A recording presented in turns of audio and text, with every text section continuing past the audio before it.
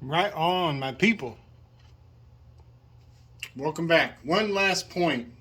This is such a uh, ethereal concept, and it's so hard to explain, and let alone prove.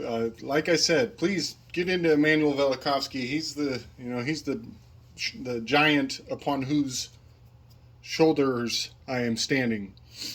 Uh, so I wanted to point out, this axial and uh, heliocentric model in the convergence of the two. Think of it in the context of sports.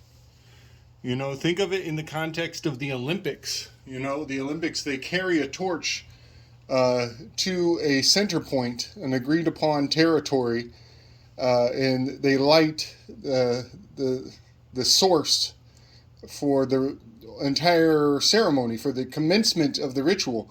That has to do with the slow approach of Saturn connecting with Helion, or the heliosphere.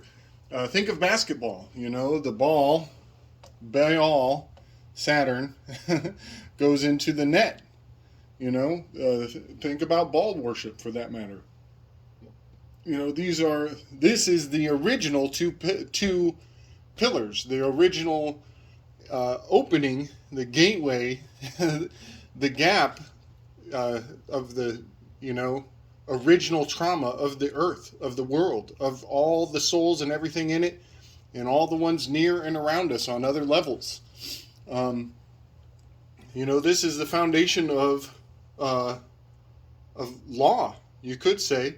Here we have land, was Mars, we have the air, and we have the water on the bottom. There's that trident, the maritime, Admiralty Maritime Law. We may be, when they tell us that we're under the water, that we're lost at sea, might not be talking about the oceans. They may be talking about the waters above, the ether that we float in. So, yeah, I just wanted to put this in the context of sports. Think of a baseball being caught into a mitt, catching it on the first, catching it before it hits the ground. Think of Mithraism and the Mithra either taming the bull or being struck down by the bull. Many very significant myths come to light. I've talked about this before, but part of all the stories is that there is a vision, a forecast. And as this sheath got closer and closer periodically to the light of the sun, there was a crown that was cast over. An electrical buildup was visible on the end of the column. And I've mentioned this before in previous videos. I'm sorry this is hard to bring together all into one stream of thought. But this is the bathing of the lingam. This is the lingam, and they pour milk and honey and all kinds of sacred substances over the lingam. This is very much about the priming of the convergence of two bodies.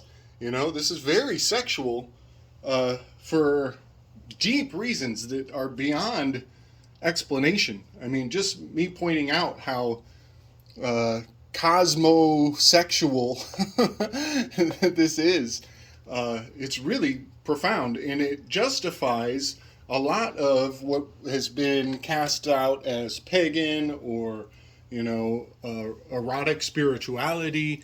We are expressing the quirkiness of the convergence of two systems. Men are from Mars, women are from Venus. That is a truism that probably went over our heads for most of our lives. We just thought it rhymed. All right, folks, I'm going to let it go from there. We'll get into that Plato's Cave now. Sorry about the rant. Much love.